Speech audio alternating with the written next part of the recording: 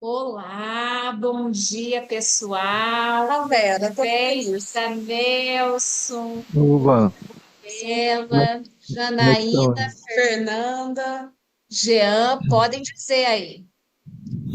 A gente Bom não dia, conseguia todo queridas. mundo. Bom Ai, dia, Bom dia. gente. Alexandra, Júlia. Júlia, Raíssa, Oi, Raíssa, bom dia. bom dia.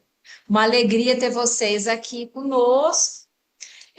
Então, a gente está lá no capítulo 8, A Linha e a Luz. Bom dia, quem está aqui. Prazer em vocês aqui. Vamos lá.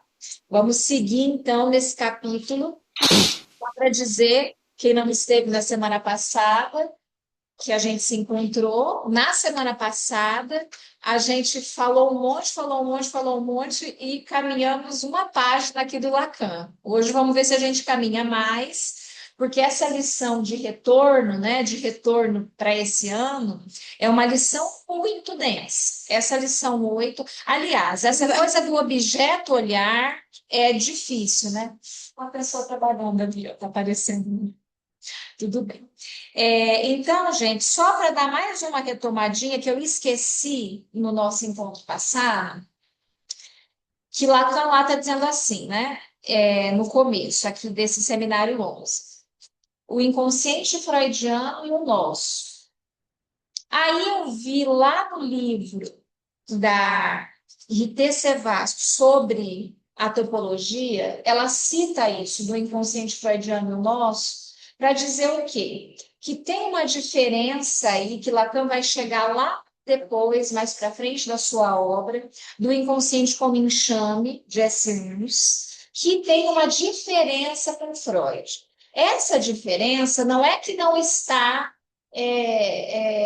colocado em Freud, mas é Lacan que desenvolve, né? Então, esse consciente freudiano e o nosso, que é o começo desse livro, tem a ver com o real que Lacan está inserido aqui, né? Com essa ideia do real que a gente falou bastante nos nossos primeiros encontros, com essa ideia de que alguma coisa sempre escapa, né? Maria, você olha aqui para mim, E que é uma construção, não é? Porque no início do seu ensino, eu acho que a gente fica bem sabido em relação ao imaginário, depois o simbólico, né? O seminário um, o seminário isso. 2, e aí, enfim, a gente vai ficando cada vez mais, eu ia dizer familiarizado, mas é um exagero, né? Mas ele vai colocando mais a dimensão do real para a De gente. um real. E aí, então, lembrando que ele começou com o inconsciente, como a gente vem dizendo, foi para a repetição, tiquei, automaton, e aí é isso que eu esqueci de falar, do sonho, né?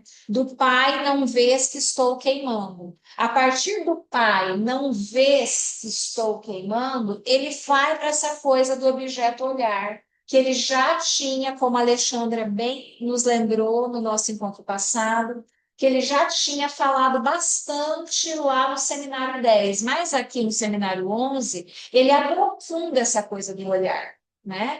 Ele aprofunda e a gente está na lição 8, semana, no nosso próximo encontro, a Fran vai falar da última lição especificamente sobre isso, sobre a coisa do olhar, né? Então, só para ressaltar que no pai não vês que estou queimando esse sonho assim paradigmático que Freud cita lá na interpretação dos sonhos, que Lacan cita muitas vezes em outros momentos da obra dele, né? Mas tem isso do não vês, né? De a gente não ver. A Fran, essa semana, publicou lá alguma coisa lá no stories dela que eu falei, olha, isso serve, acho que semana passada, isso serve para o nosso estudo. Que Me era conta. que você publicou alguém lendo assim, e aí fala, ai, agora eu já li duas páginas e tô em outro lugar, era alguma coisa assim, uma piada assim. Agora eu vou ter que voltar e ler de novo, porque eu acho que isso também serve para a Sim, gente. quando você percebe que leu 3 páginas com o olho, mas não com o cérebro. Exato. Era isso. Isso Quem mesmo, nunca? né? Então, você está olhando uma coisa, mas não necessariamente você está enxergando, você está vendo, né? Então, tem uma aliança, tem um intervalo aí, que tem alguma coisa que se perde. É sempre importante marcar. A perda. Isso, né? A coisa da perda, alguma coisa que se perde, essa coisa do enxergar, do olhar, enfim. Então vamos lá. Voltando aqui para a página 93, então, vocês se lembram que a gente falou alguma coisa desse esqueminha, desse desenho aqui do Lacan, né? E a gente falou a partir do Quiné, que eu acho importante também retomar, deixa eu achar aqui, que ele diz assim, ó, que de um lado, ai, enfim, eu não vou achar aqui agora, mas então, desse aqui a gente tem, né, nesse primeiro desenho, né, nesse primeiro desenho, que ele chama de ponto geometral, objeto, imagem, que tem esses elementos, Lacan está falando da visão geometral, que é essa visão que tem a ver com o imaginário, que tem a ver com aquilo que a gente está enxergando.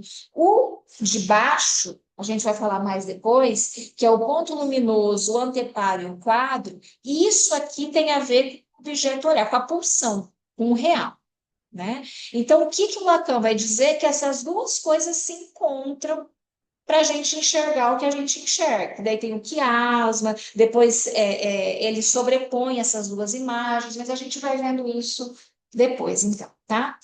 Então a gente parou aqui no quadro, né? No quadro da capa, nesse quadro aqui. Então, vou ler para vocês o que, que o Lacan vai dizer e depois vou lá no Quiné, que vocês também já têm, alguém colocou lá no seminário 11 o livro do Quiné, vocês podem ir lá também e olhar. Então, ele diz assim, para nós, estou na página, gente, 94, tá? Para nós, a dimensão geometral nos permite entrever como o sujeito que nos interessa é preso, manobrado, captado no campo da visão. No quadro de. Como é que eu leio Rubem? Não sei. Tá. Rubem. No quadro de Rubem aqui, logo lhes mostrei, sem mais dissimular, do que tenho o hábito de fazer, a outra face das cartas, o singular objeto flutuando no primeiro plano, que está lá para olhar, para pegar, quase diria, para pegar na armadilha aquele que olha, quer dizer nós. Então, ele está dizendo aqui da caveira, né? Que esse objeto pega a gente, tá? A caveira aqui que a gente tem que, né, mudar assim, quem está em casa, a gente tem que fazer assim para conseguir enxergar essa caveira. Continuar aqui. Em suma, um modo manifesto, sem dúvida excepcional, e devido a não sei que momento de reflexão do pintor, que de nos mostrar que, enquanto sujeito, estamos para dentro do quadro literalmente chamados, e aqui representados como pelos. Então, a gente não só olha o quadro. Quando um quadro pega a gente está dentro do quadro. De alguma maneira, estamos ali como sujeito. Que é isso, essa surpresa que muitos tiveram aqui quando a gente estava olhando. E, nossa, olha, isso da surpresa.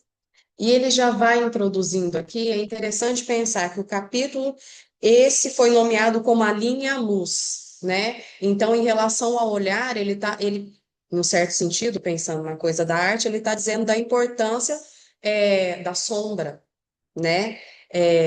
Vocês sabem, para pintar, para dar profundidade e tal, você precisa ter esse contraste de claro e escuro.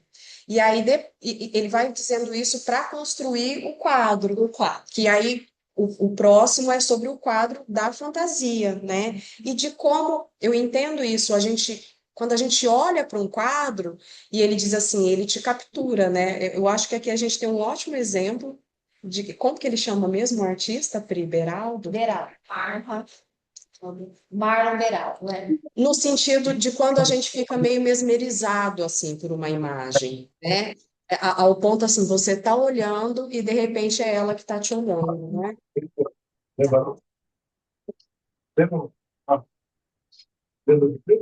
É o Nelson, não? Alguém está falando? Gente, eu não sei se tem um microfone aberto. Mônica, Mônica, Se puderem fechar o microfone. pois o segredo desse quadro, de que lhes lembrei as ressonâncias, o parentesco com as vânitas, desse quadro fascinante por apresentar entre dois personagens paramentados e fixados, tudo que relembra, na perspectiva da época, a vaidade das artes e das ciências. O segredo desse quadro é dado no momento em que, afastando-nos ligeiramente dele, pouco a pouco para a esquerda e depois nos voltando, vemos o que significa o objeto flutuante mágico. Ele nos reflete nosso próprio nada na figura do crânio de caveira. Utilização, portanto, da dimensão geometral da visão para cativar o sujeito, relação evidente ao desejo que, no entanto, resta enigmático. Então, veja, está tudo perfeito lá, está tudo, mas alguma coisa escapa, né? O desejo ali como enigmático. Aquela coisa que mancha o quadro. Que mancha. Porque se você não olha direito, a primeira vez que vi, eu pensei, trem mal feito, assim, parece um. Que é isso, né? À primeira vista. É um negócio que não tá no lugar. Era para ser uma continuidade, enfim, da cena, para que ela fosse harmoniosa. Mas tem um trem ali, uma mancha, né? A mancha, exatamente. Que se você olha, você poderia pensar, caiu a tinta, fizeram rabiscar, sei lá, né? Estragaram o quadro, enfim.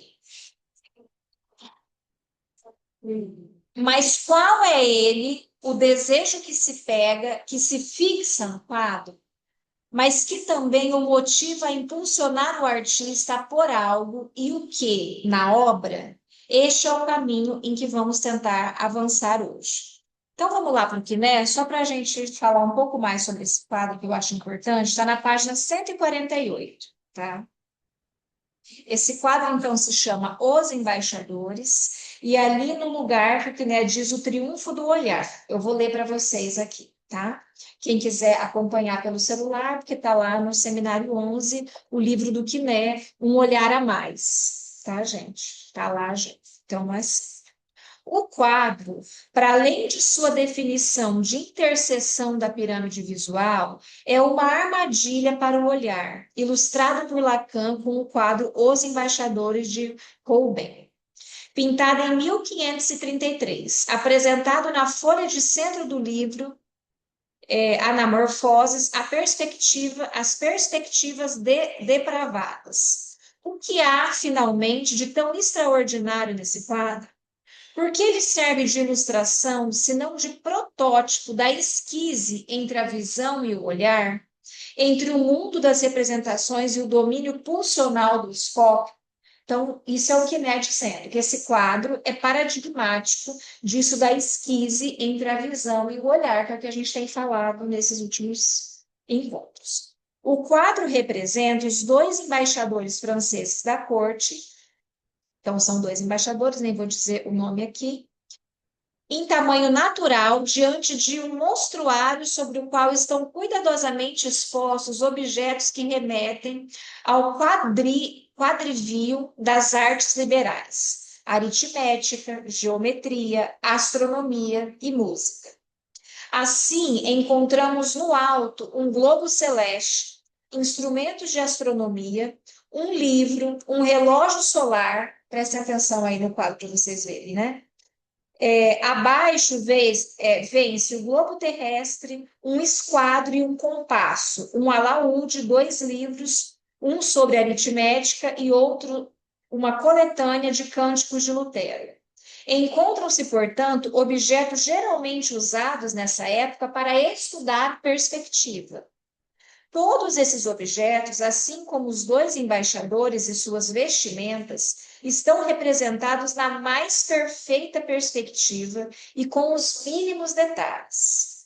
Nele, nos diz Walter Seitz, a pintura é toda ela concebida como um trompe-l'œil, né? Que é isso de uma coisa de um engano do olhar, né? A atmosfera solene e carregada desse ambiente suntuoso contrasta com esse objeto enigmático, singular, que flutua sobre o chão, que é a anamorfose de um crânio. que se torna visível quando se está bem próximo ao quadro e se olha de viés. O que eu pensei aqui agora, lendo isso agora também? Eu acho que é assim com a neurose. Os elementos da nossa neurose estão todos lá desde a primeira sessão.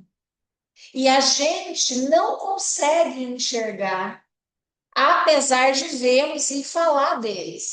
Aí tem algum momento na análise em que muda a perspectiva e você enxerga um negócio que esteve sempre ali. Sob outra luz. Sob outra luz, exatamente. Então, eu acho, né, pensei nisso agora. A anamorfose do crânio dá o sentido desse quadro. Tudo isso é vanitas, representando a morte como seu memento mori. Os objetos representando as ciências e as artes são depreciados e atacados por se oporem aos poderes divinos, como atesta a declamação sobre a incerteza, vaidade e abuso das artes de Cornélios Agripa. O crânio anamorfótico coloca todos os outros objetos no domínio da aparência. Disso que engana o olho sobre o império da morte, diante do qual tudo é vão, poeira, ilusão. Os poderes leigo e eclesiástico, representados respectivamente pelos dois embaixadores, porque um deles é bispo, tá? São tão vãos quanto a ciência e as artes. Só há poder de Deus e presença da morte. Eis o que indica a cadeira anamorfótica, a caveira anamorfótica. Não, enganar a morte não. A gente queria mais. Não, seria bom, né, Lívia? Mas não é possível enganar a morte. Enganar os olhos, enganar o império da morte. É fingir, é assim, olha que maravilha, existe a ciência, existe a igreja, olha como tudo é tão bonito, tão perfeito. Isso é para uma tentativa, e aí vem a morte. As garantias, então, é porque tem a morte. Isso tudo não serve para nada, isso tudo é vaidade, né? Exatamente.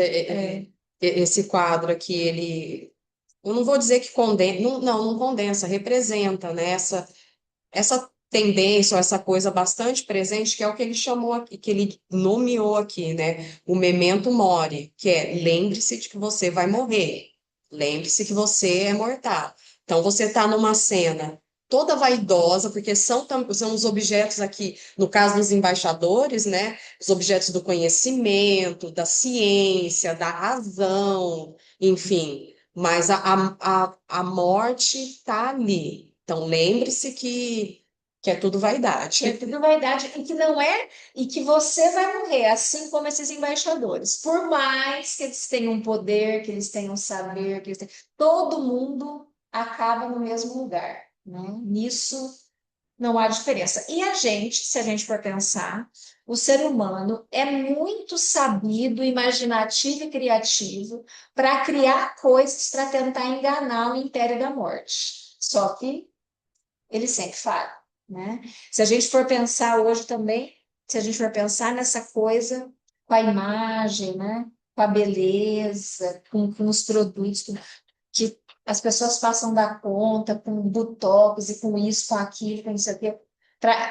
uma tentativa de enganar o fato de que todo mundo envelhece e de que existe a falta, existem as falhas, os defeitos de cada um, é uma tentativa vã, né? Também hoje de tentar fazer isso. Mas, enfim, então essas tentativas sempre existiram e sempre vão existir. Ontem na internet, bom, mas isso para as pessoas mais velhas, talvez tenha aqui não tem, enfim, é que o Chuck Norris morreu, que é. E aí, mas tinha muitas piadinhas no sentido de que a morte criou coragem de chegar nele e, enfim, de levar, que alguém assim que nem é tão durão que nem a morte tinha coragem de encarar. Então ele quase driblou, os memes, né? Lacan nos aponta nesse quadro, quando olhamos de frente, a significação fálica desse objeto enigmático voando ereto acima do chão. E quando ele se levanta, o crânio se desvela, como a encarnação imagada do menos-fi da castração, a qual centra para nós toda a organização dos desejos através do quadro das pulsões fundamentais.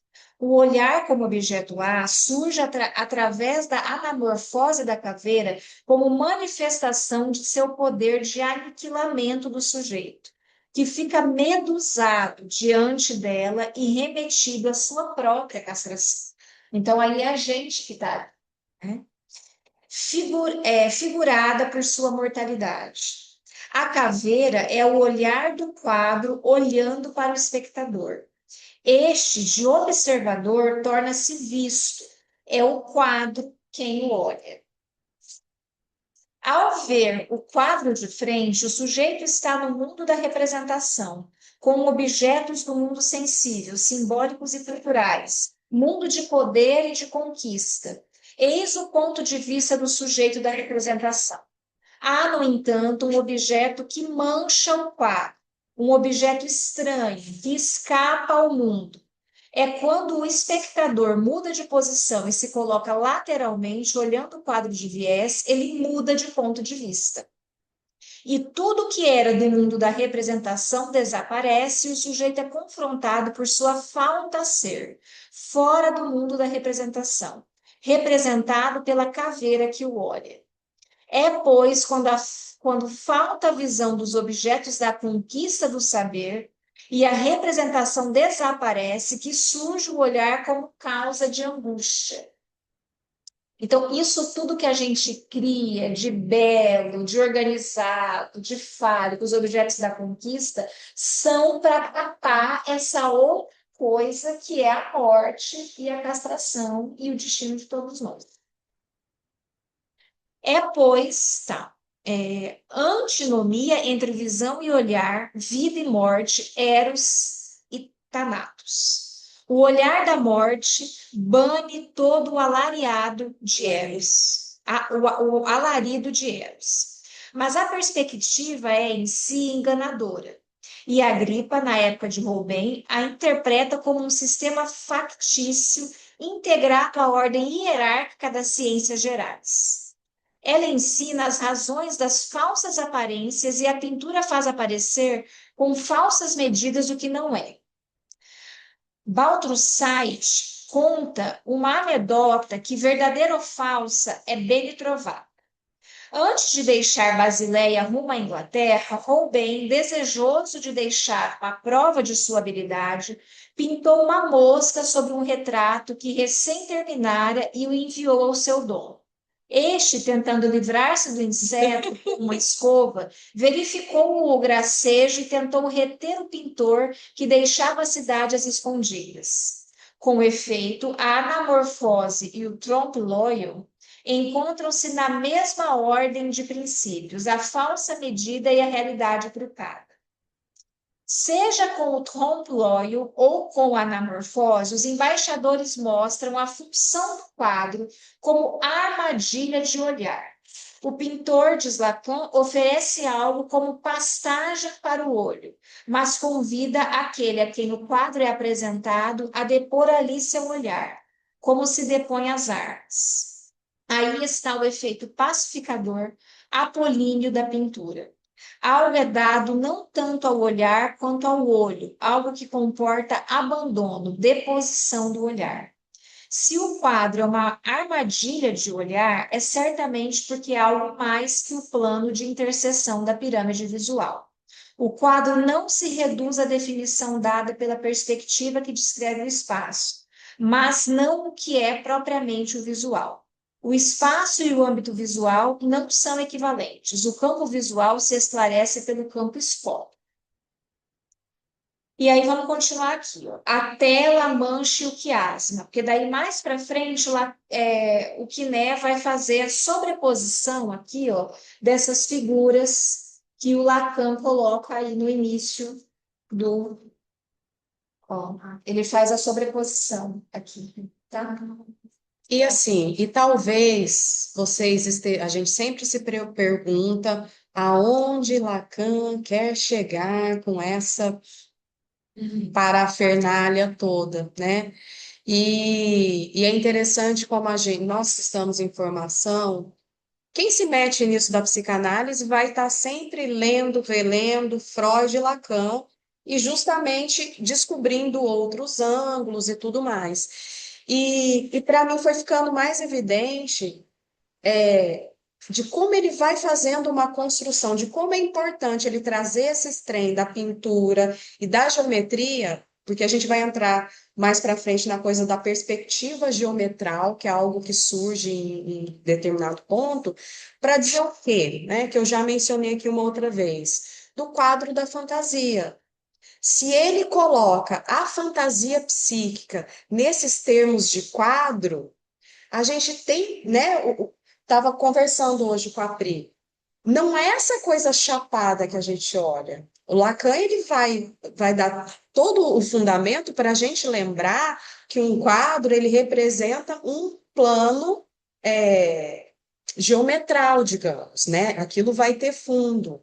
Então, nesse quadro, o quadro da fantasia, de fato, é um palco, né? Aí eu pensei no que, né, com a coisa que ele vai para o inconsciente teatral e tal. Porque é isso, nesse quadro tem um espaço ali onde o sujeito vai encenar todas as suas posições em relação ao objeto, esse esquisito aí que falta, que não tem, que se não se enxerga direito. Então, é chatinho, mas é importante. A gente começa a olhar para os quadros de um modo diferente e pensar no nosso. O que é isso do quadro da fantasia, né?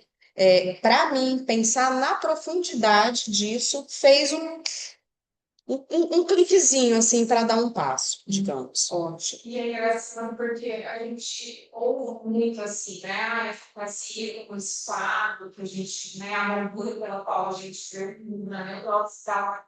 E eu não tinha noção que tinha toda essa, eu não conhecia seminário, né? Que tinha toda essa fundamentação, assim, por trás. Que a gente fica na moldura, né? E eu acho que tem um pouco a ver com o que a Isabela falou na semana passada, esses seres, né? Que a gente fica nesses conceitos assim e não, né, não vai a fundo isso daqui. Olha, isso, tem muita coisa por trás dessa história da fantasia. Sim, da fantasia como quadro, né? Não é assim, assim. Exato.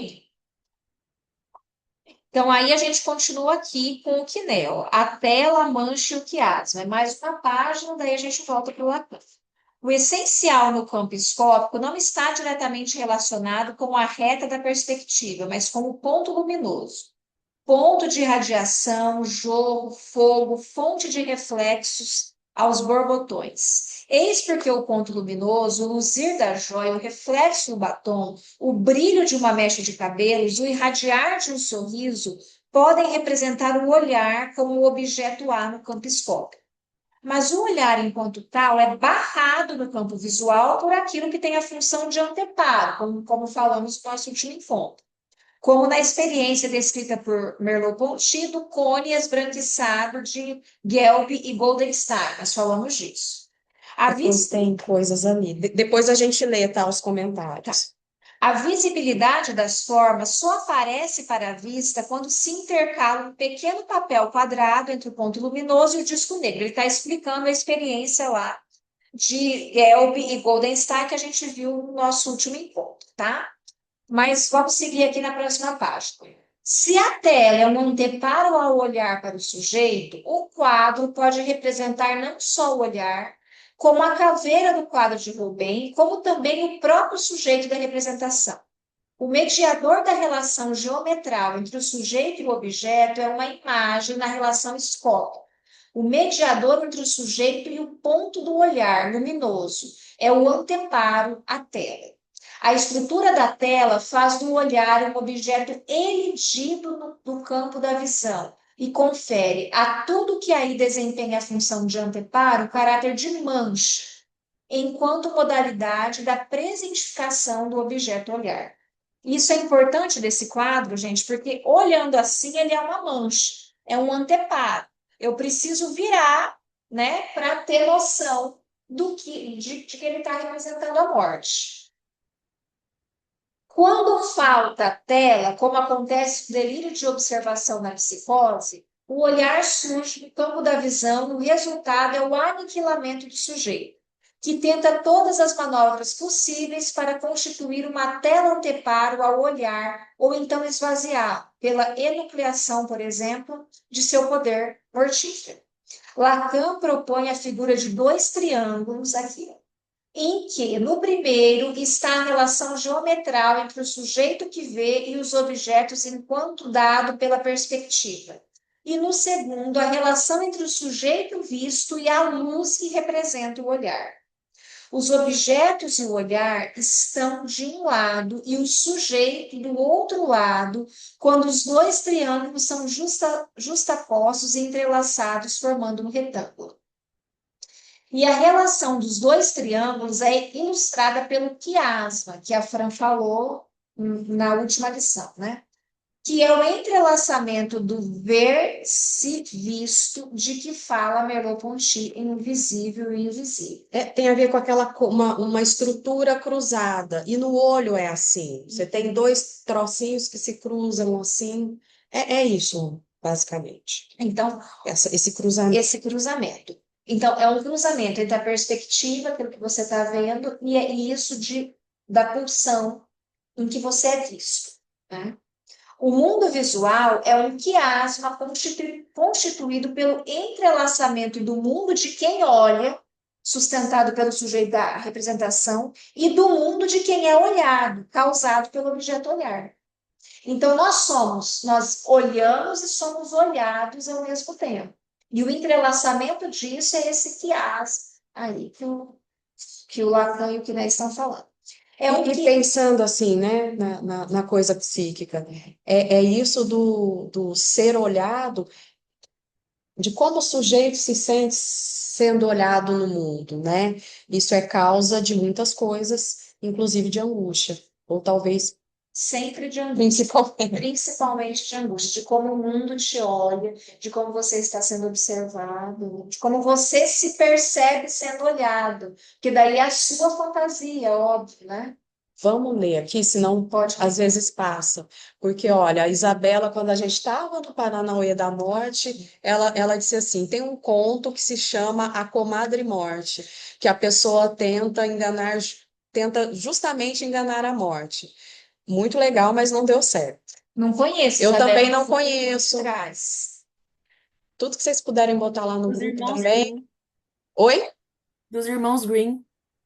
Ah, Bem legal. legal. Ixi, legal, gente. Eu era daquelas fãs de Grimm, da série. No Hamlet, ato 5, o Jean tá falando, cena 1. No cemitério tem uma construção humorística, né, que são os coveiros, atira outro crânio. Aí está outra, por que não poderá ser a caveira de um jurista? Onde estão agora as suas cavilações, os seus processos, as suas sutilezas, os seus truques, as suas trapaças?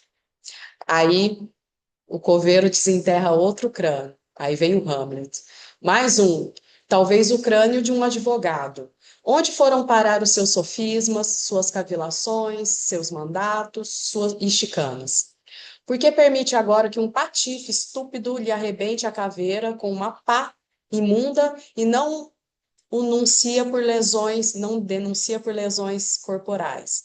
No seu tempo, esse sujeito talvez tenha sido um grande comprador de terras, com suas escrituras, fianças, termos, hipotecas, retomadas de posse. Será isso a retomada final de nossas posses? O termo de nossos termos será termos a caveira nesses termos?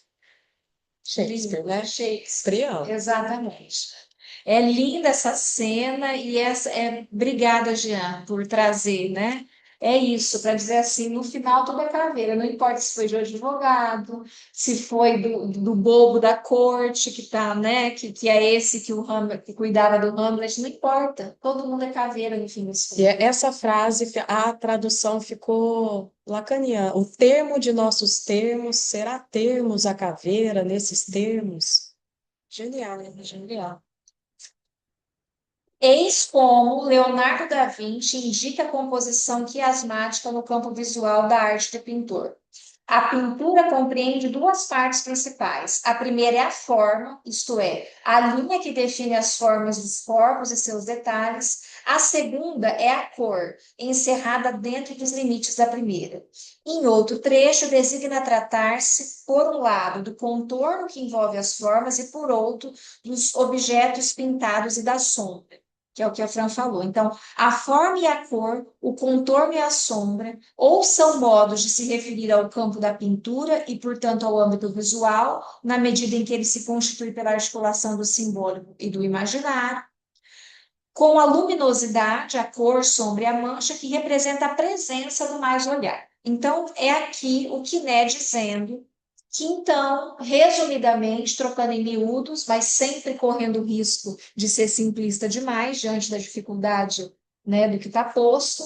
Em resumo, então, a perspectiva, aquilo que você enxerga, aquilo que serve para tampar a, a falta, aquilo que veste o corpo, trazendo para o corpo, que eu pensei nisso agora, e há aquilo que desnuda, né? E o que desnuda, que mostra a falta, tem a ver com a pulsão, com o objeto olhar.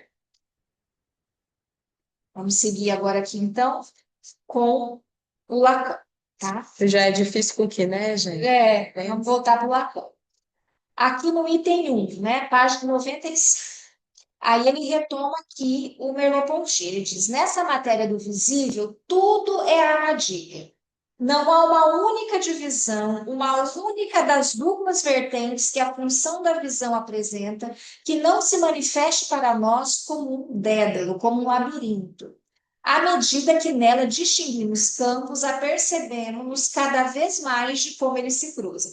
Pegando outra coisa da nossa época agora, que às vezes aparece lá no Instagram, as pessoas colocando coisas assim. Gente, eu vou postar uma foto minha, porque caso eu me perca, para vocês conseguirem me encontrar. Uma foto minha sem filtro, porque daí tem.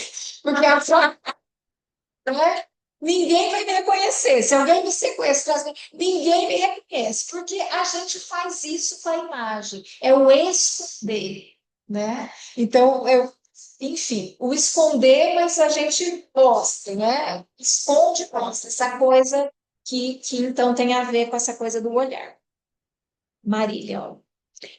Isso do olhar e ser olhado, fiquei pensando na disposição do corpo no divã, que pela associação livre irá se desnudar e ficar por vezes insuportável olhar o olhar do outro. Analista. Se o divã tem aí essa função nessa reflexão sobre as causas do olhar do outro. Eu acho que sim, Marília, perfeito. E eu achei bonita essa forma como você colocou, né? Que a gente se desnuda, que fica insuportável em determinado momento o olhar do outro, né? Muitas vezes. E às vezes os pacientes ainda não estão no divã, por N razões, mas eles desviam o olhar, porque é muito difícil falar olhando para a pessoa. A pessoa fala olhando para outro lugar, né?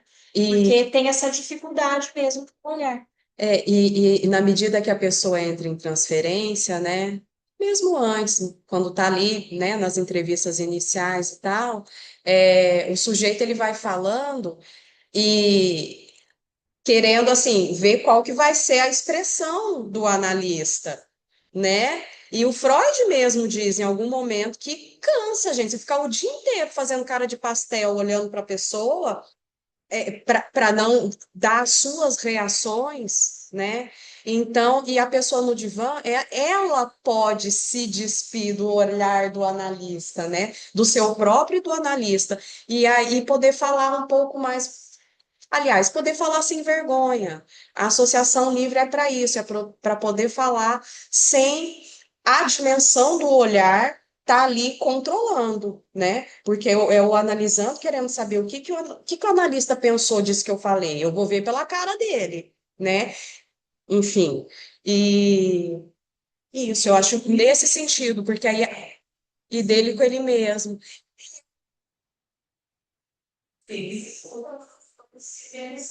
Não se vê no olhar do outro, na escuta, nas palavras, né? Na coisa do significante. E aí fica a dimensão da fala, né? Que é a dimensão da psicanálise, não é a da imagem. Não é da verdade. Continuando aqui. No domínio que chamei de geometral, gente, então, só para dar uma definiçãozinha simples de geometral, depois a Fran vai falar mais no próximo capítulo, né? Forma de organização de espaço baseada na geometria, em um espaço reconstruível e imaginável, né? É isso, então tem a ver com o imaginário. Sempre que falar do geometral, tem a ver com o imaginário, com a perspectiva, né? Então, no domínio que chamei de geometral, parece primeiro que é a luz que nos dá o fio. E aí ele retoma o que a Fran falou na última lição, o Diderot, para dizer que não é a luz que dá o fio, porque os cegos também podem ver. E a Fran trouxe aquele conto, enfim, muito maravilhoso. Mas é interessante isso do trem geometral para dizer essa coisa que a gente quer. Para mim, a luz é um negócio assim, sei lá, espalhado, mas são linhas, né? Então, quando a gente pensa num quadro, são várias linhas de luz e cada linha está ali para revelar, para iluminar alguma coisa. Então, de novo, ele está indo aqui da coisa da sombra, da luz, do claro, do escuro, para ir construindo o quadro. Primeiro tem que ter a luz, que é a linha, as linhas, né, que vão formar esse quadro. E no quadro de nossa fantasia, pensando, a gente coloca luz em algumas coisas e outras estão sombreadas. Demora um tempo para que você possa ver lá alguma coisa mais. Não é mais clara, mas é aquilo do enxerguei alguma coisa, né? Que estava ali, mas que você, né? Enfim. Continuando então. Então, aqui embaixo, ó, no último parágrafo, como tentar aprender o que parece nos escapar assim na estrutura ótica do espaço? Como que a gente tenta aprender isso, né? E aí ele fala aqui embaixo de um filósofo, que é esse Alain aqui, que é pseudônimo de Émile Auguste Chartier. Ele nasceu em 1868, morreu em 1945. E ele diz assim, ó, basicamente, que a percepção é uma correção ou uma interpretação racional que busca estabilidade. Eu adorei essa definição aqui. A percepção, o que esse filósofo diz? É uma correção ou uma interpretação racional que busca estabilidade. E isso tem a ver com o imaginário. A gente interpreta, corrigindo, assentando as coisas segundo o nosso mundo, a nossa interpretação. Então, é aquilo, né? Vocês estavam falando, a gente estava falando aqui do analista e da pessoa olhando o analista. Às vezes o analista faz uma cara porque está com a bunda doendo e você vai entender que não, que ele fez uma Cara feia para você. tem a ver com o que você diz, com aquele ponto da sua fantasia, no que aquilo te toca, né? Então a gente, de novo aqui, corrige e interpreta aquilo que a gente enxerga buscando uma estabilidade. O que é essa estabilidade? Essa estabilidade, eu não entendo isso como, para tudo ficar muito bem, obrigada, porque as coisas não estão muito bem, obrigada, né? As coisas são, há um desconforto, mas é um desconforto que se assenta na sua lógica da sua neurose. E isso é um desconforto que traz conforto. As coisas se assentarem na sua ótica, na sua neurose. E aí ele disse, então, essa pretensa tapeação da percepção, né? Virando a página aqui, então ele diz aqui no meio do primeiro parágrafo, ó, todo jogo em torno da percepção se atém a que ela trata da visão geometral, quer dizer, da visão enquanto que situando num espaço que não é, em sua essência, o visual. Então, a nossa percepção é apenas dada pela lógica geometral? Claro que não. A nossa percepção também tem a ver com a pulsão. Ele está falando isso de vários modos aqui, né? E aí ele diz aqui, ó. O essencial da relação da aparência do ser, de que o filósofo, conquistando o campo da visão, se torna tão facilmente senhor, está em outro lugar. Não está na linha reta, está no ponto luminoso, ponto de irradiação, jorro, fogo, fonte borboteante de reflexos. A luz se propaga, sem dúvida, em linha reta, mas ela refrata, se difunde, inunda, preenche. Não esqueçamos essa taça que é o nosso olho. Ele falando da biologia do olho, né? Ele também transborda. Ela necessita, em torno da taça ocular, toda uma série de órgãos, de aparelhos de defesas. Não é simplesmente a distância que a íris reage, mas também a luz. E ela tem que proteger o que se passa no fundo da taça, que poderia, em certas conjunturas, ser lesado.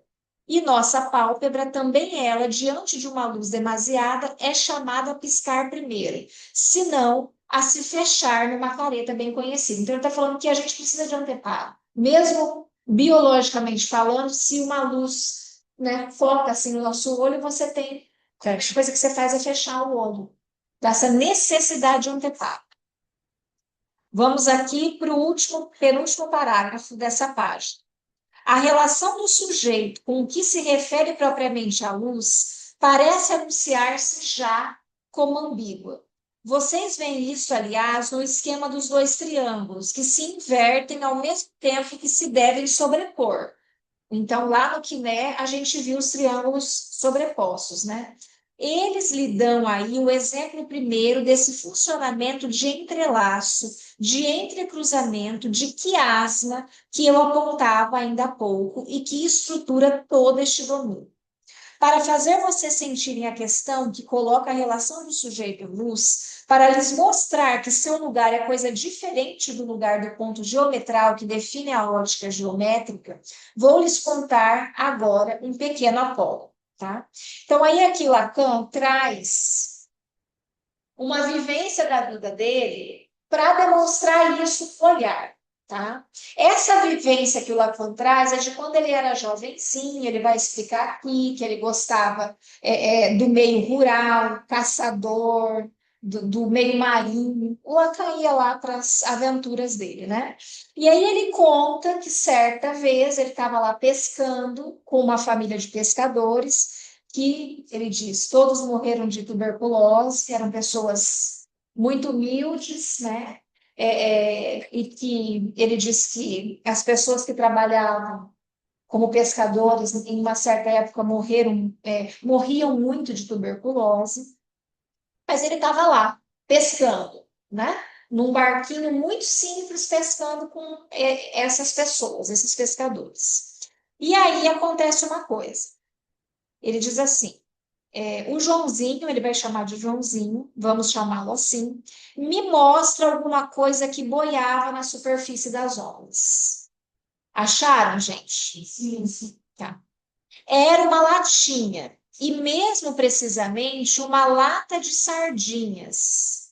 Ela boiava ali ao sol, testemunha da indústria de conserva, que estávamos, aliás, encarregados de alimentar. Então, né, eles estavam lá pescando, alimentar a indústria de conserva e sardinhas que ficam, né? Ela respelhava ao sol. Pensem naquilo que fica, né, respelhando ao sol. E Joãozinho me diz: tá vendo aquela lata? Tá vendo? Pois ela não tá te vendo, não. Isso ele fala para o Lacan.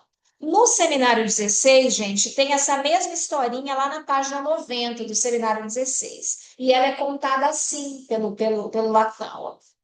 Ei, essa lata você está vendo porque olha para ela, pois ela, por sua vez, não precisa ver você para olhar. Até parece que o menino falou desse jeito, né? Lacan reformulou aí anos depois, No né? seminário 16, né? O que o menino disse, o Joãozinho disse, né? Então, é essa latinha que olha, né? Que é um ponto luminoso, né? E como é o final, ela não precisa te ver para te olhar? Pois ela, por sua vez, não precisa ver você para olhar. É isso, eu achei melhor aqui no seminário 16 para a gente entender o que o Lacan está querendo dizer. Uma coisa não precisa olhar, te ver para te olhar. E aí eu já trago de novo aquilo que eu mandei para vocês hoje de manhã novamente, aquela tese que eu encontrei sobre isso no olhar, que está, né? E aí, meu celular está por aí. Não vejo. E que fala do. Nessa tese, tem aquilo que eu trouxe para vocês lá atrás, para a gente entender um pouco disso, que é o ocelo. Lembram do ocelo? O ocelo é uma imagem de olho que existe na natureza, nas borboletas, por exemplo. Tem umas borboletas Horrorosas. horríveis que tem que na asa parece que tem um olho, né? Veja só, aquilo não está te vendo, mas ele não precisa te ver para te olhar. Você se sente olhado por aquilo. Assim como você se sente olhado, às vezes, por um quadro, pelos objetos inanimados. E a gente falou disso no nosso encontro passado, falando das crianças que falam, ai, tem alguma coisa me olhando, não pode apagar a luz porque alguém está me observando, essa coisa nas crianças e nos adultos, essa sensação de estranhamento quando você se sente olhado por uma coisa inanimada.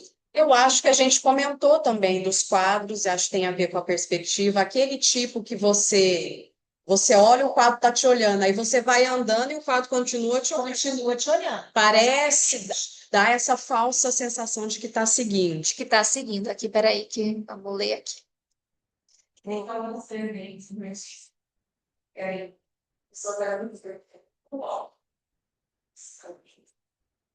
Ah, mas é muito longo, eu acho. Mas a carta roubada. É. Mas vou ler aqui, ó. Lembrei-me do conto. Ó, pessoal, o Jean falando aqui, ó. Lembrei-me do conto do Paul, A Carta Roubada. Depois de longo e meticuloso exame, vi que ali nada existia que despertasse particularmente qualquer suspeita. Por fim, meus olhos, ao percorrer o aposento, deparam com um vistoso porta-cartas de papelão filigranado, dependurado de uma desbotada fita azul, presa bem no meio do consolo da lareira. Nesse porta-cartas, que tinha 3 ou 4 divisões. Opa! O que foi? Quero. Nesse porta-cartas, que havia 3 ou 4 divisões, havia 5 ou 6 cartões de visita e uma carta solitária. Essa última estava muito suja, amarrotada e quase rasgada ao meio, como se alguém, num primeiro impulso, houvesse pensado em utilizá-la como coisa sem importância, mas depois mudado de opinião. Tinha um grande selo negro com a inicial D, bastante visível, e era interessado numa letra de culto feminina ao próprio ministro.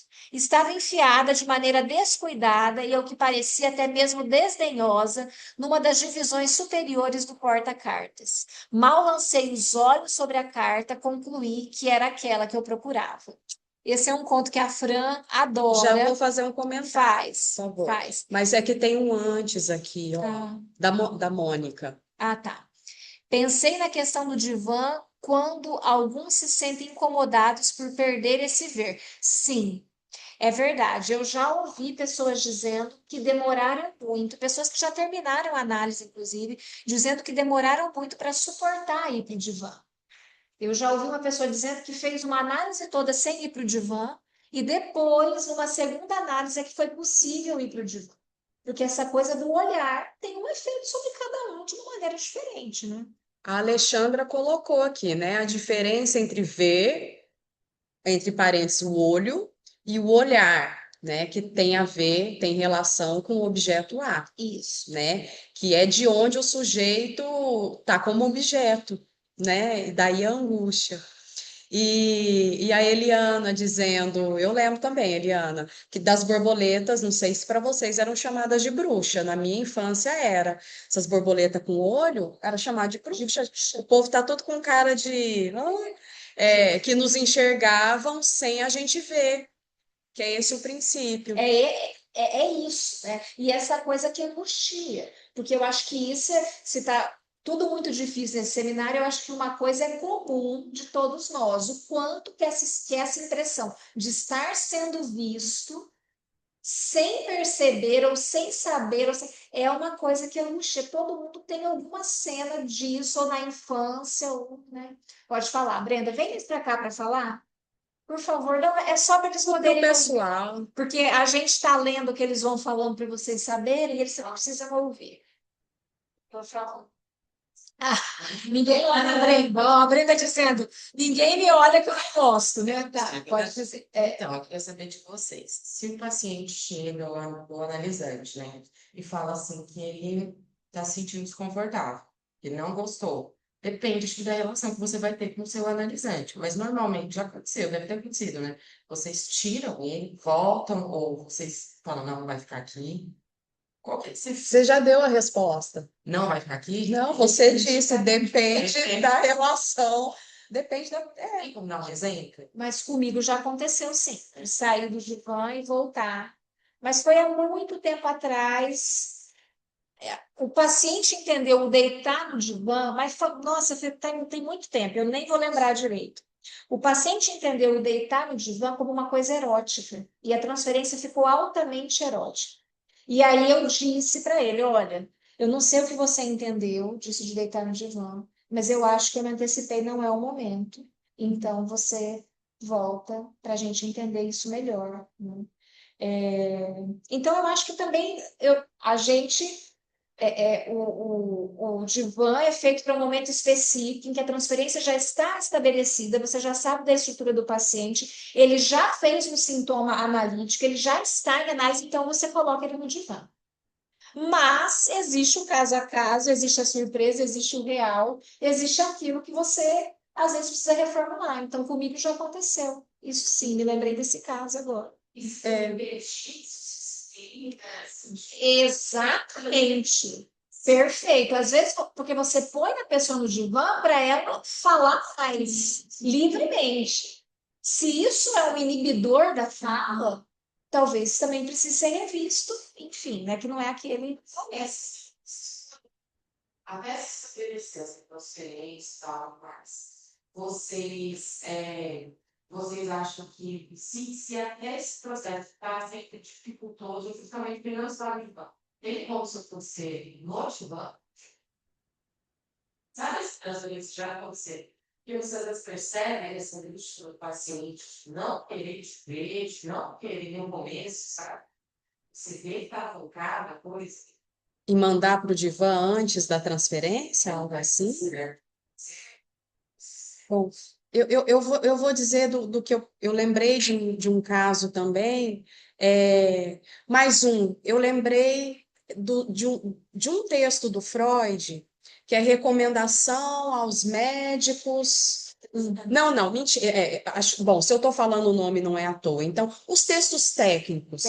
Aham. Se alguém lembrar em que volume que tá, mas eu pensei nesse do recomendações, mas na verdade eu quero falar do sobre o início do tratamento, que eu gosto muito da metáfora que o Freud usa e que o Lacan retoma em alguns momentos, que é a do jogo de xadrez, né? Que é para a gente se lembrar que e tá aí uma das maiores dificuldades da psicanálise, justamente que você não consegue colocar tudo num manual de técnica, como você diz. Ah, e aí a gente faz o quê? Manda ou não manda? E realmente parece.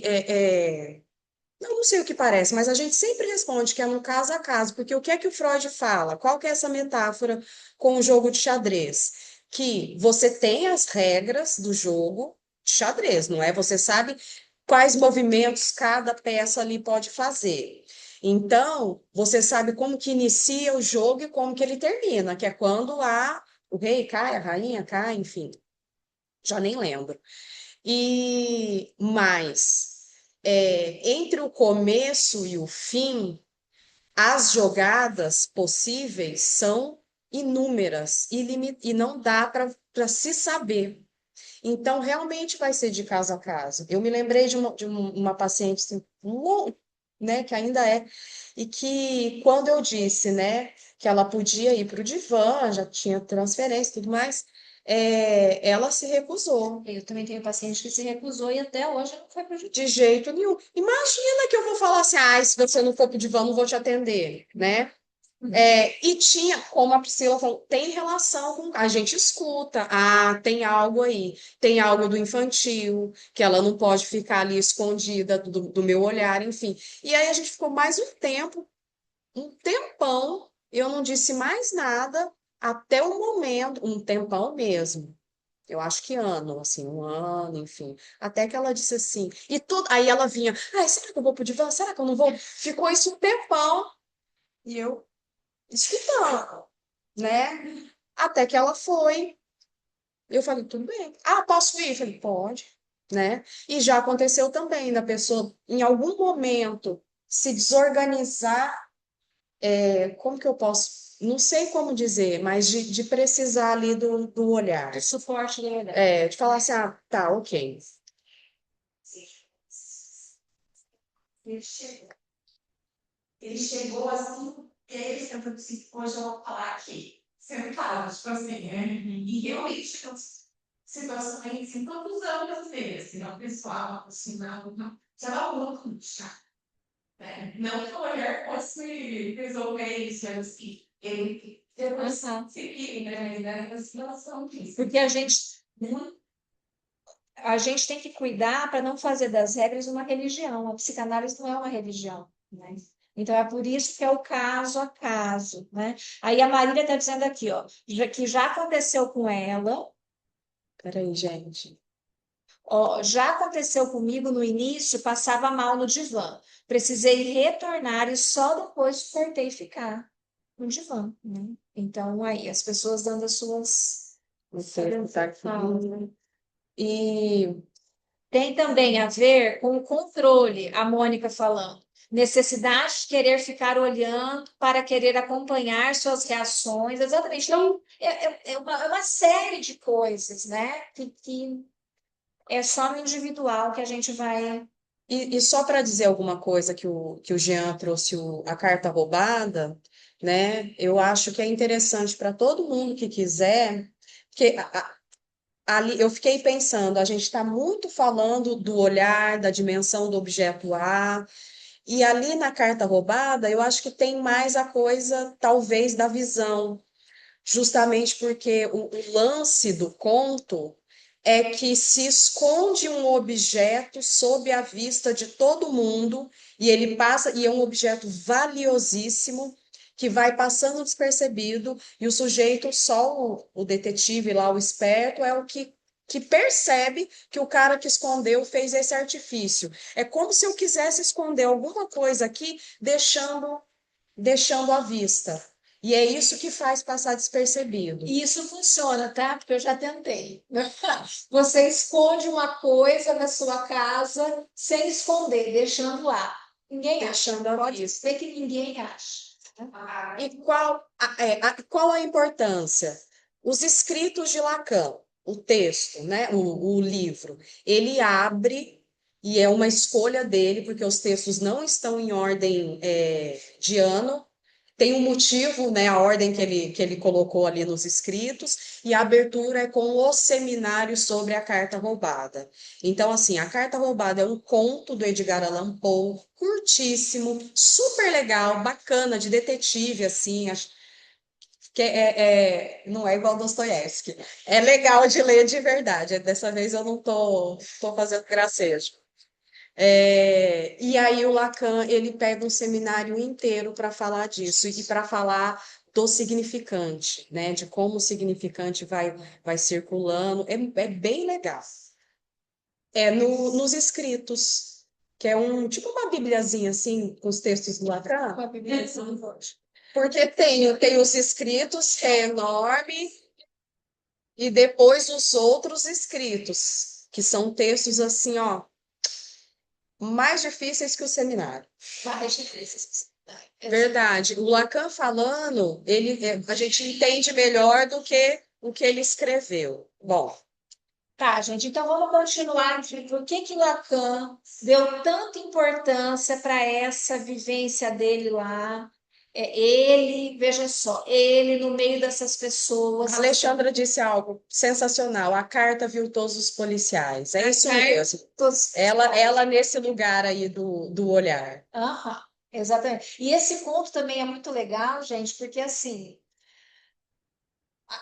a gente não fica sabendo o que estava escrito na carta, não importa o que estava escrito na carta. O que importa é que ela se torne esse objeto que tem algo importante escrito do começo ao fim do conto, a gente não sabe o que está na carta. Então é maravilhoso. E falando objeto precioso, a gente já pensa, objeto A, Tá? nem psicanálise. Isso.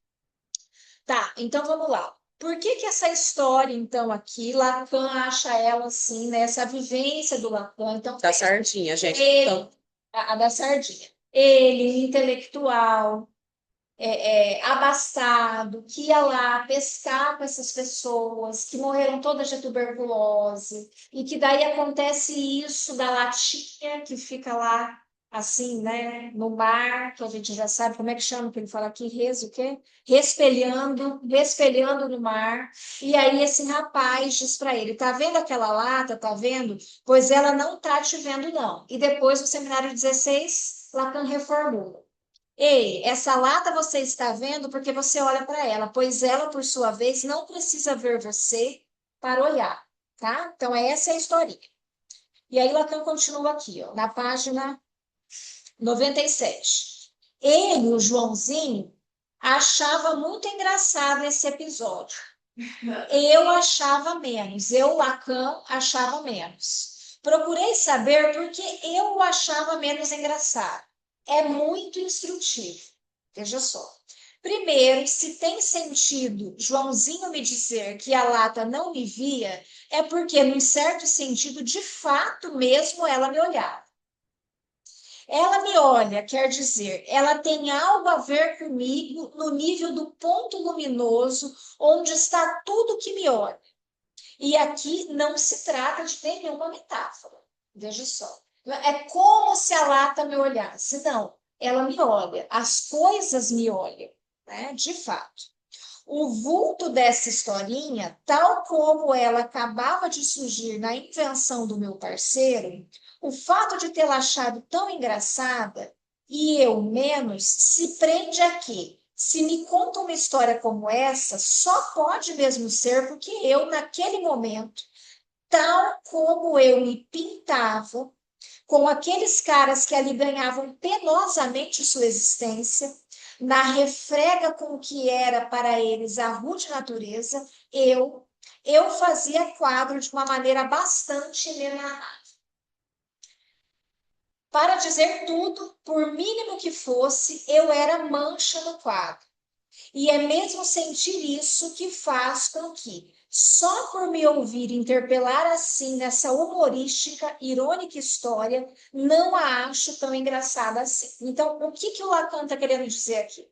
Que nesse quadro, ele era um objeto destacado. Que veja, uma história, os pescadores que acordam todo dia, vão para o seu barquinho, vão pescar. Para Lacan, aquilo era uma aventura. Aquilo não era ganhar o pão de cada dia. Aquilo não era viver a dureza do dia a dia. Aquilo era uma aventura. Ele era mancha nesse quadro, mas ele se inseriu nesse quadro e aí nessa o menino tirou sarro dele, né? tirou sarro dele. Exatamente. E isso, o menino tirar um sarro dele, mostra que se fazer quadro tem um resto. Você se insere nas coisas, você se pinta. Você entra num lugar e se pinta, ou como intelectual, ou como, sei lá, uma mulher feminina, ou como a que sabe, ou como aluna, ou como... Você se pinta, mas sempre fica um resto para dizer isso é um personagem, isso é um faz de conta. Tem outra coisa, né? Apontar para essa outra coisa. Aí, essa tese que eu mandei para vocês aí,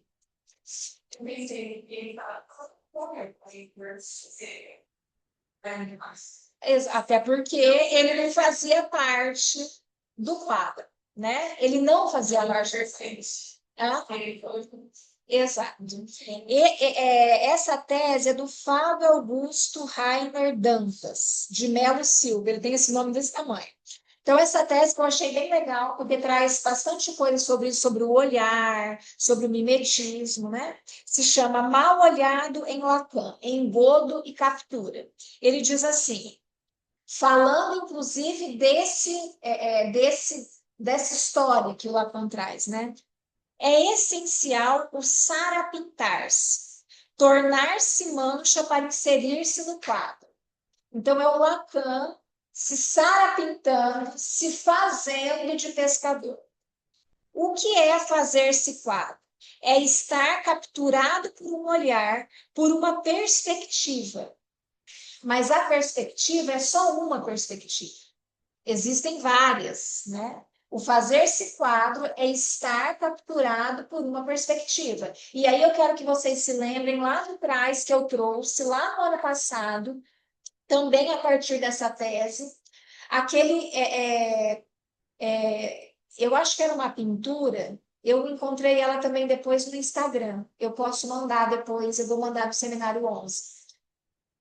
Não é uma pintura, é uma imagem que tem uma onça escondida. Eu mandei, não mandei? Ele tem uma onça escondida atrás de um arbusto. Essa onça ali, ela está sarapintando, como ele diz aqui. Ela está se fazendo mancha, mas é só daquele lugar que você não a enxerga. É só daquele lugar que, se você virar a imagem para. Se você mudar a sua perspectiva, ao invés de olhar de frente, você ir para o lado, você vai ver a onça lá. Então, é isso que o Lacan está querendo dizer aqui. O fazer-se quadro só é possível a partir de uma perspectiva. E o que é engraçado da história, que ele não achou tanto, é que o rapaz sabia que ele não era pescador e que a tentativa dele de ter, que aquilo ali tinha um aspecto de fraude naquilo, né? E é isso que o Lacan acha interessante aqui. Então, o fazer-se quadro sempre falha, tem algo que falha. Tá. Voltando aqui, então, para essa historinha, né? Então, o Lacan é capturado. Ele estava se pintando de pescador, mas ele é capturado. Então, tem essa dimensão nos quadros, né? Pensando nesse quadro, então, de novo do início, de logro e captura. Tem um fazer de conta, um fingir que, mas tem esse outro aspecto que é o da captura, eu te peguei. Aí a Marielle trouxe também lá atrás, que foi engraçadíssimo. Como é que é? É o Urutau. Você trouxe o Urutau. O Urutau, ela colocou lá no grupo. O Urutau é aquele Bicho-pau, né? é um bicho que ele se mimetiza nas árvores. Então você olha, você não consegue enxergar o som, você determinado como ave fantasma, porque ele fica lá. E aí a Marielle mostra uma foto, que eu acho que foi você que tirou, que ele tá num pau, mas o pau não era uma árvore, então ele tá lá no pau. E ali não estava funcionando, né? Porque ele foi pego ali. Naquele pau não estava funcionando de jeito nenhum. Era de outra cor, era envernizado, era um palanque, exatamente. Ele tá lá, achando que tá arrasando, né? Que tá ali, que ninguém tá vendo ele. Então, essa dimensão também que o Lacan quer trazer, do logro e da captura. Você acha que engana, mas você é capturado. E aquilo que te captura é o que faz fúria, né? Eu acho importante falar isso aqui também. E eu estava comentando aqui com a Poliana Vocês estão ouvindo? Vocês ouvem quando ela fala dali? Bom, fala. que eu estava comentando com ela a questão das câmeras também. Que muitas vezes tem uma câmera ali, não está nem funcionando, mas só de capturar, pô, não sei se pode até usar esse termo de capturar, que tem uma câmera ali, a gente já muda, já molda o nosso comportamento. Exatamente, perfeito, porque a gente está sendo observado. E aí, ó, você está sendo, você está sendo observado. Olha lá, é o que você vai fazer que você está sendo. E você já muda até o jeito de se portar, porque você está sendo observado. Aí a Júlia disse aqui, ó, fiquei pensando na contraposição entre o sujeito do inconsciente e o sujeito moderno.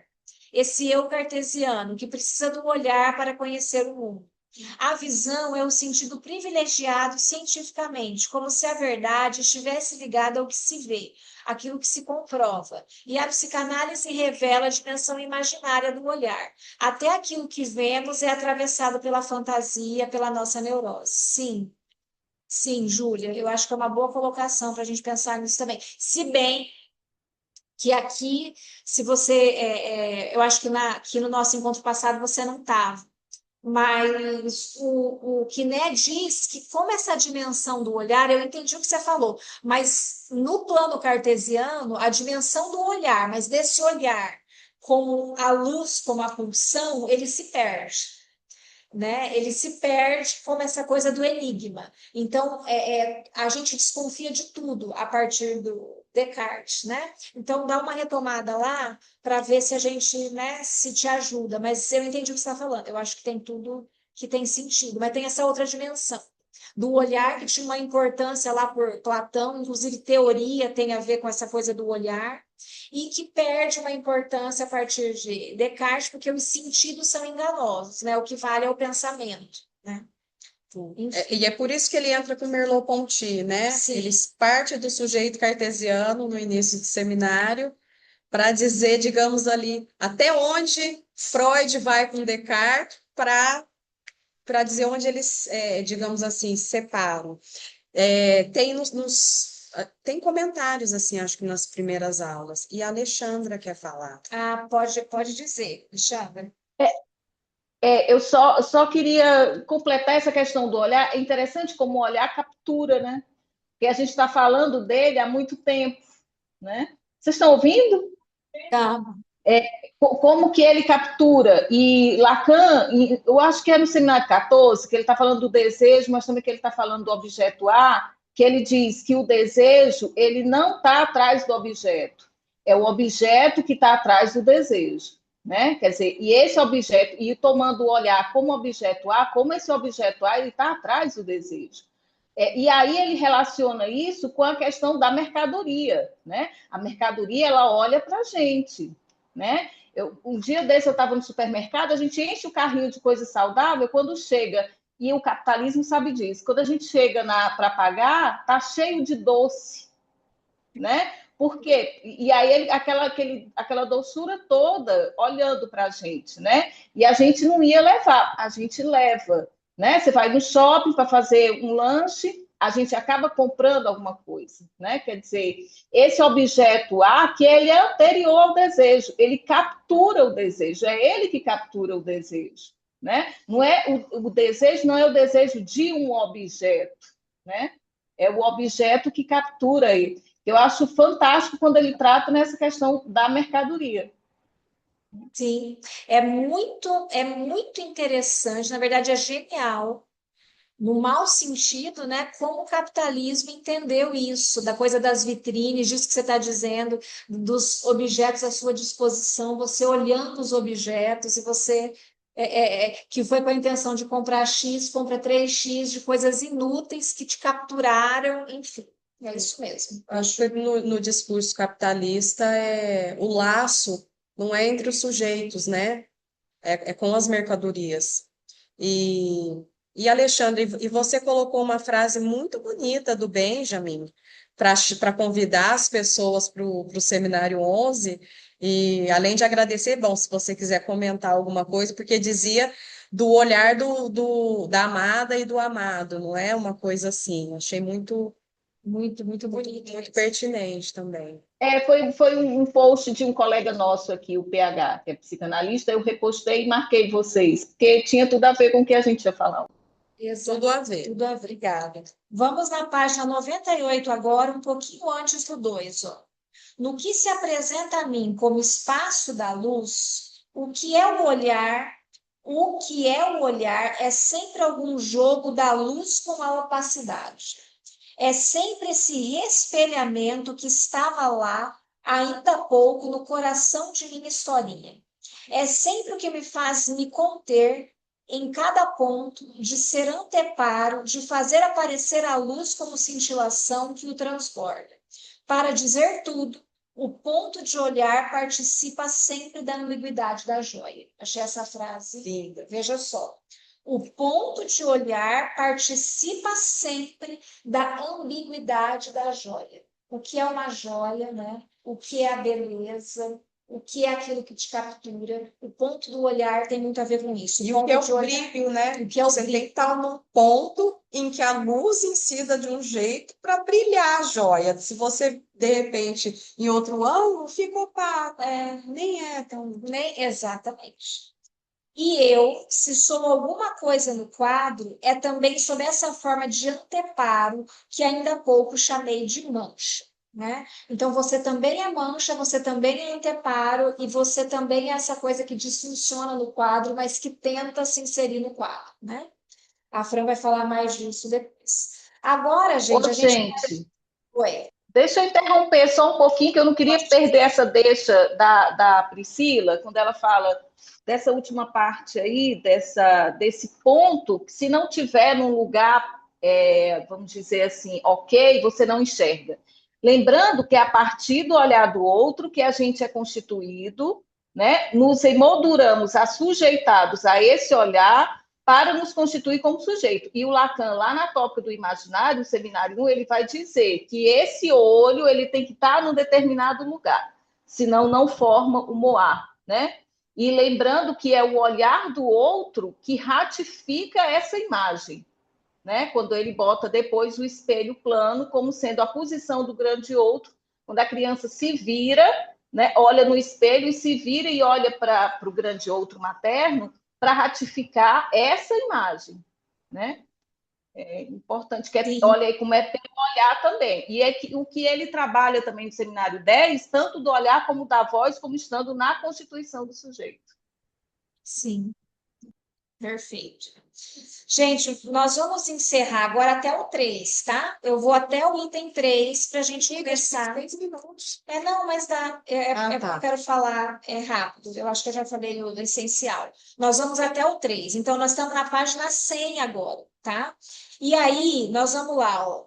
O Lacan aqui, ele vai retomar isso do mimetismo, para dizer que não é uma função adaptativa, né? O mimetismo dos animais. Aquilo que a gente já falou, que eu já trouxe para vocês com a tese que eu acabei de mencionar, ele vai retomar aqui.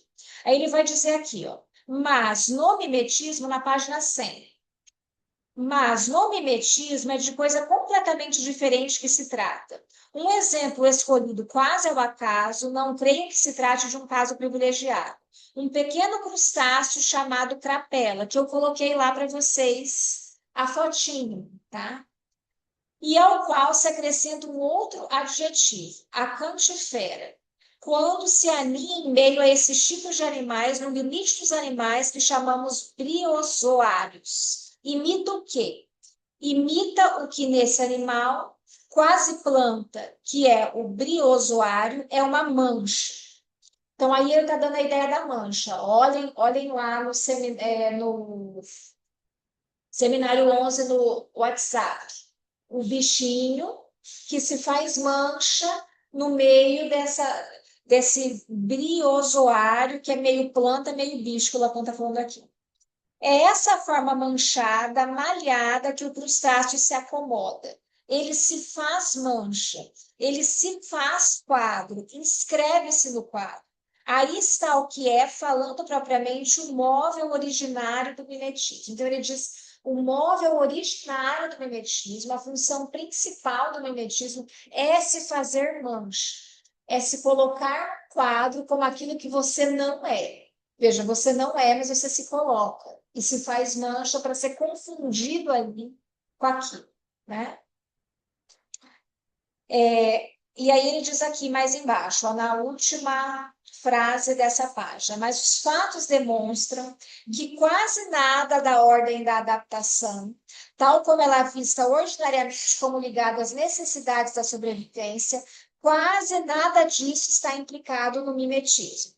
Calois põe em relevo as 3 rúbricas que são efetivamente as dimensões maiores em que se desenrola a atividade mimética, o travesti, a camuflagem e a intimidação. O mimetismo tem a ver, então, com essas três coisas, né? Então, é nesse domínio com efeito que se apresenta a dimensão pela qual o sujeito tem como inserir-se no quadro. O mimetismo dá a ver algo enquanto distinto do que poderíamos chamar o ele mesmo que está por trás. É o que a Alexandra traz aí também. A gente se conforma, se adapta, se coloca para o olhar do outro. Né? Como o outro quer que a gente, não é como o outro quer, como a gente imagina que o outro quer que a gente se coloque, a gente então se mimetiza para ser amado, para ser aceito, para fazer parte, né? A gente se mimetiza, né? Como essa fotinho aí desse bichinho, dessa crapela aí que se faz mancha nesse quadro aí, né? O efeito do mimetismo é camuflagem, no sentido propriamente técnico. Não se trata de se colocar em acordo com o fundo, mas sobre um fundo será pintado. Fazer-se pinta, exatamente como se opera a técnica da camuflagem nas operações de guerra humana, né?